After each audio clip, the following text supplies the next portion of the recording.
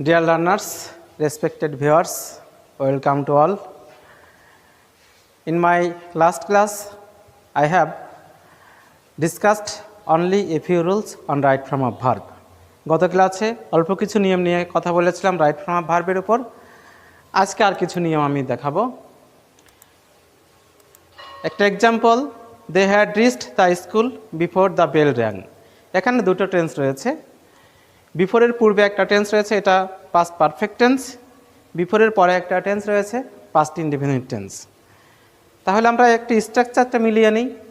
এখানে subject they, auxiliary verb had, এরপরে ভার্বের পাস্ট পার্টিসিপল ফ্রম রিচড। যদি এমন কোনো স্ট্রাকচার থাকে তাহলে সেটা পাস্ট পারফেক্ট টেন্স হয়। পরবর্তী বিফোরের পরে আরেকটা ক্লোজ রয়েছে, দ্য বেল র্যাং। এখানে দ্য বেল সাবজেক্ট, র্যাং ভার্বের পাস্ট ফর্ম। যদি এমনটাও থাকে তাহলে সেটা পাস্ট ইনডিফিনিট টেন্স হবে।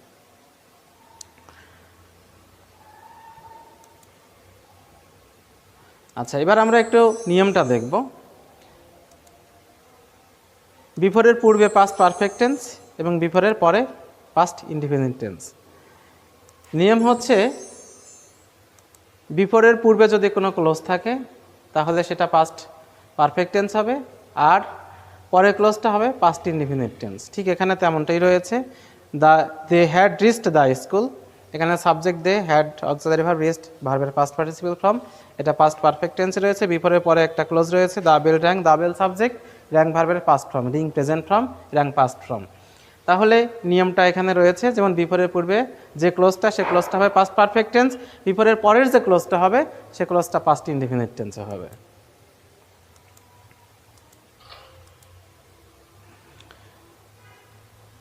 পরের example, the children went to their bed after they had finished their study. এবার আমরা যদি লক্ষ্য করি পূর্বের সেন্টেন্সের সঙ্গে এই সেন্টেন্সের তুলনায়, পূর্বের সেন্টেন্সের প্রথম ক্লোজটা ছিল পাস্ট পারফেক্ট টেন্স, পরেরটা ছিল পাস্ট ইনডিফিনিট টেন্স।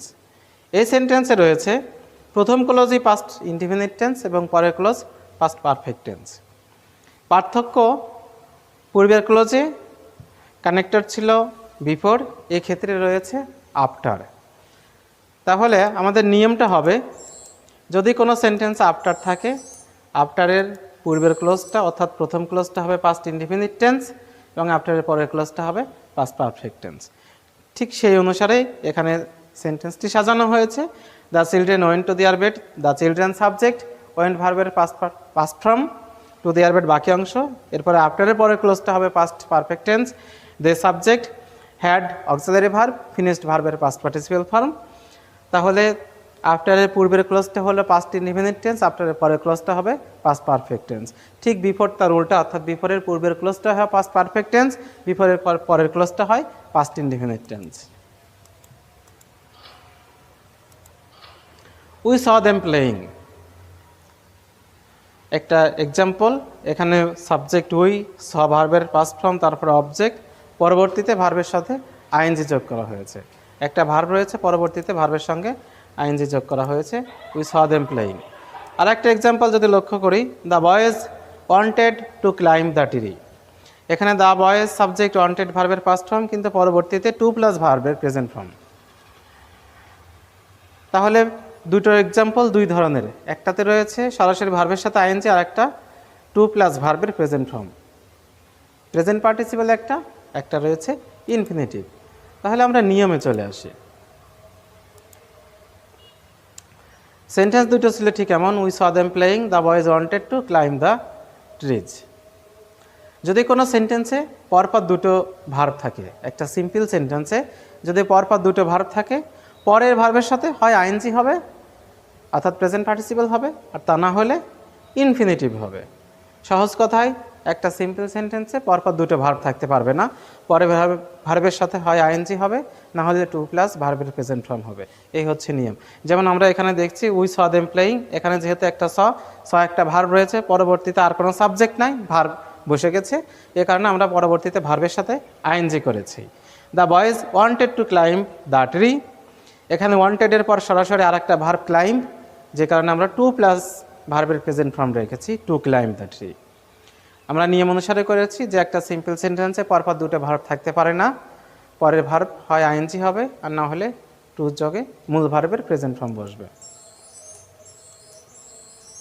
হয় ইনফিনিটিভ হবে আর না হলে প্রেজেন্ট পার্টিসিপল হয়ে যাবে।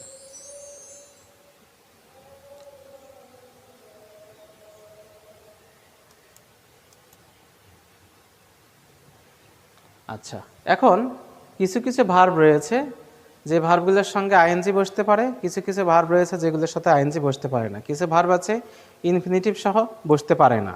এখানে আমি কিছু ভার্ব দেখিয়েছি যেগুলো এই ভার্বগুলোর পরে সবসময় জিরান্ড বসে, এদের পরে প্রেজেন্ট পার্টিসিপাল ফর্ম বসানো যাবে না। সেই ভার্বগুলো admit, advise, avoid, appreciate, allow, consider, contemplate, delay, deny, worth, detest, dislike, endure, enjoy, escape, excuse, stop, face, finish, imagine, miss, feel, forgive, give, imagine, involve, like, mention, mind, permit, postpone, practice, reject, risk, report, resume, recall, resent, persist, start, stop, suggest, এই ভার্বগুলো এদের পরে সবসময় ভার্বের সাথে ING বসবে। অর্থাৎ এই ভার্বের পূর্বে যদি কোনো ভার্ব থাকে তাহলে এই ভার্বের সাথে আইএনজি বসবে, এদের পরে ইনফিনিটিভ হবে না। আর কিছু ভার্ব রয়েছে যেগুলোর পরে অবশ্যই ইনফিনিটিভ হবে। তবে আমি এগুলির এক্সাম্পল আগে দিয়ে নিই। I enjoy gossiping with my friends, যেহেতু এনজয় রয়েছে আমি বলেছিলাম যে এদের পরে যে ভার্ব থাকবে এই ভার্বের সাথে আইএনজি হবে। এখানে এনজয় একটা ভার্ব, পরবর্তীতে ভার্ব রয়েছে গসিপ, এর সঙ্গে আইএনজি হবে গসিপিং।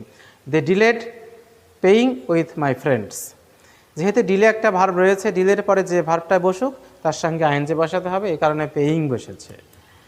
পরের example, she avoids meeting me, avoids এখানে একটা ভার্ব রয়েছে, অবশ্যই পরের ভার্বের সঙ্গে আইএনজি যোগ হয়ে মিটিং হবে।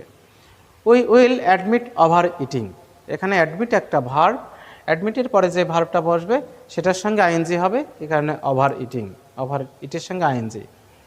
ম্যানেজার কনসিডারস পেইং টাকা 500 ডেইলি, এখানে কনসিডার একটা ভার্ব, এর পরবর্তীতে যে ভার্ব হবে সেটার সঙ্গে আইএনজি, এই কারণে পের সঙ্গে আইএনজি হয়ে গেছে। এবার আমি দেখাবো যে কিছু ভার্ব রয়েছে যেগুলো পরে ইনফিনিটিভ বসে, এই ভার্বগুলোর পরে আর জিরান্ড বসবে না। তাহলে সেই ভার্বগুলো কি কি?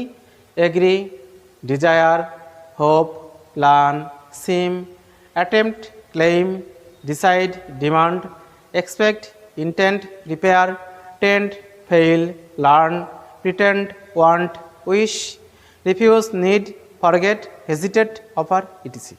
তাহলে এই ভার্বগুলোর পরে ইনফিনিটিভ বসবে, অর্থাৎ টু প্লাস ভার্বের প্রেজেন্ট ফর্ম বসবে। অর্থাৎ এই ভার্বগুলোর পরে যদি কখনো ভার্ব বসে একটা সিম্পল সেন্টেন্সে, তাহলে আর আইএনজি হবে না ওই ভার্বের সঙ্গে, টু প্লাস ভার্বের প্রেজেন্ট ফর্ম বসবে। এ কারণে বলা হচ্ছে এই ভার্বগুলো জেনারেল ফলোড বাই ইনফিনিটিভ। তাহলে এবার এক্সাম্পলে ফিরে আসি। এক্সাম্পলস যেমন হি ফেইল্ড টু আন্ডারস্ট্যান্ড ইট, এখানে ফেইল্ড একটা ভার্ব, এর পরবর্তীতে যে ভার্ব বসবে তার সঙ্গে আর আইএনজি হবে না, ইনফিনিটিভ হবে, অর্থাৎ টু প্লাস ভার্বের প্রেজেন্ট ফর্ম। অর্থাৎ আন্ডারস্ট্যান্ড একটা ভার্ব, এর পূর্বে টু বসবে, তাহলে টু আন্ডারস্ট্যান্ড। পরবর্তী example, he agreed to do the work, এখানে যেহেতু অ্যাগ্রি একটা ভার্ব রয়েছে পরবর্তীতে ইনফিনিটিভ বসবে, ডুইং হবে না, টু ডু হবে, যেহেতু এগ্রি রয়েছে। পরবর্তী example, he desires to go to Cox's Bazar, যেহেতু এখানে ডিজায়ার্স রয়েছে, ডিজায়ার্স একটা ভার্ব, এর পরবর্তীতেও ইনফিনিটিভ হবে, অর্থাৎ এখানে টু গো ইনফিনিটিভ, যেহেতু ডিজায়ার্স রয়েছে ডিজায়ার্সের কারণে পরবর্তীতে আর জিরান্ড বসতে পারবে না। I want to do the work, এখানে যেহেতু ওয়ান্ট একটা ভার্ব রয়েছে পরবর্তীতে যেটা বসবে সেটাও ইনফিনিটিভ হবে, টু ডু এখানে infinitive. The pied piper demanded to take 50 guilders from the mayor, এখানে pied piper subject, demanded verb, একটা সিম্পল সেন্টেন্স, ডিমান্ডেড মূল ভার্ব, ডিমান্ডেড পরেও কখনো আইএনজি হবে না পরবর্তী ভার্বের, ইনফিনিটিভ হবে, এখানে টু টেকটা ইনফিনিটিভ। তাহলে একটা সিম্পল সেন্টেন্স কিছু ক্ষেত্রে ভার্বের সাথে আইএনজি বসতে পারে, অর্থাৎ সেটা জিরান্ড হয়ে যেতে পারে, অথবা ইনফিনিটিভ হতে পারে। কিছু ক্ষেত্রে টু প্লাস ভার্বের প্রেজেন্ট ফর্ম হয়, কিছু ক্ষেত্রে ভার্বের সাথে আইএনজি হয়। পরবর্তী নিয়ম, it is high time farmers planted paddy, it is high টাইমের পরে যে ক্লোজটা রয়েছে সেটা দেখতে পাচ্ছি পাস্ট ইনডিফিনিট টেন্সে আছে, ফার্মার্স সাবজেক্ট, প্লান্ট ভার্বের পাস্ট ফর্ম, পরবর্তীতে বাকি অংশ প্যাডি। নিয়মটা হচ্ছে যদি কোনো সেন্টেন্সে it is time, it is high time, wish, fancy, would rather, that এই শব্দগুলো থাকে, তাহলে পরবর্তীতে যে ক্লোজটা হবে সে ক্লোজটা অবশ্যই পাস্ট ইনডিফিনিট টেন্স হবে। মানে it is high time, it is high টাইমের পরে যে আমরা ক্লোজটা বসিয়েছি, ক্লোজের সাবজেক্ট ফার্মার্স, প্লান্ট ভার্বের পাস্ট ফর্ম, পরবর্তীতে বাকি অংশ paddy, the farmers planted paddy.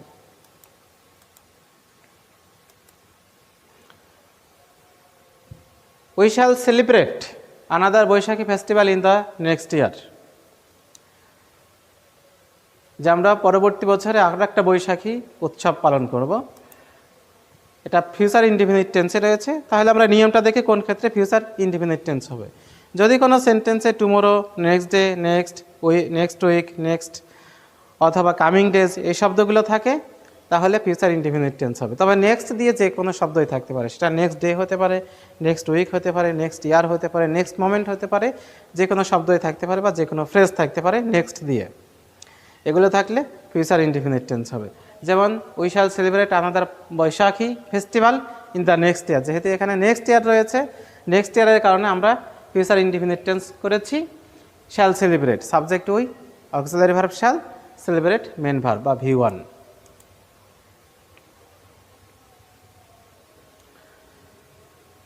যদি কোনো সেন্টেন্সে have, has, had, to be অথবা হ্যাভিং থাকে, তাহলে ভার্বের পাস্ট পার্টিসিপেল ফর্ম বসবে। তাহলে এবার আমরা এক্সাম্পল দেখি। She has written a letter to her mother. যেহেতু এখানে হ্যাজ রয়েছে, হ্যাজের পরে ভার্বের পাস্ট পার্টিসিপেল ফর্ম বসবে। She had transferred from Dhaka to Feni. সে ঢাকা থেকে ফেনী ট্রান্সফার হয়েছে বা বদলি হয়েছে। এখানে হি সাবজেক্ট, হ্যাড রয়েছে, অক্সিলারি ভার্ব, ট্রান্সফার্ড ভার্বের পাস্ট পার্টিসিপেল ফর্ম। যেহেতু এখানে হ্যাড রয়েছে, অক্সিলারি ভার্ব হ্যাড থাকার কারণে ভার্বের পাস্ট পার্টিসিপেল ফর্ম হয়েছে। নিয়মটা ছিল এখানে বলা হয়েছে have, has, had, to be অথবা হ্যাভিং এগুলো থাকলে ভার্বের পাস্ট পার্টিসিপেল ফর্ম হবে। ঠিক এখানে যেহেতু হ্যাড রয়েছে, নিয়ম অনুসারে অবশ্যই ভার্বের পাস্ট পার্টিসিপেল ফর্ম হবে, সে কারণে ট্রান্সফার্ড হয়েছে। He ran away having taken the money. যেহেতু এখানে হ্যাভিং রয়েছে, হ্যাভিংয়ের পরে ভার্বের পাস্ট পার্টিসিপেল ফর্ম হবে, যে কারণে হ্যাভিংয়ের পরে টেকেন হয়েছে। টেক ভার্বের প্রেজেন্ট ফর্ম, টেকেন ভার্বের past participle form. The principal desired the notice to be hung. এখানে subject principal, desired the notice, এখানে টু বি রয়েছে। টু বি থাকার কারণে পরবর্তীতে যে ভার্বটা বসবে তার পাস্ট পার্টিসিপেল ফর্ম হবে হাং।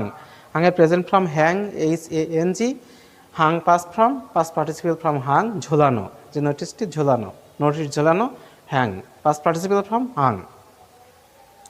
তাহলে নিয়ম হচ্ছে হ্যাভ, হ্যাজ, হ্যাড অথবা টু বি অথবা হ্যাভিং থাকতে পারে, এর পরবর্তীতে যে ভার্ব থাকবে সে ভার্বের পাস্ট পার্টিসিপেল ফর্ম হবে। তাহলে আমি আশা করছি বিষয়গুলো তোমাদের কাছে স্বচ্ছ হয়েছে, একদমই পরিষ্কার হয়েছে। আমি আশা রাখছি পরীক্ষায় যদি এই নিয়ম থেকে প্রশ্ন আসে তোমরা সেটা সঠিক উত্তর করতে পারবে। আজকের ক্লাসে আমি এ পর্যন্তই রাখছি। পরবর্তী ক্লাসে আবার নতুন কিছু নিয়ম নিয়ে হাজির হব। সবাই ভালো থেকে, ধন্যবাদ।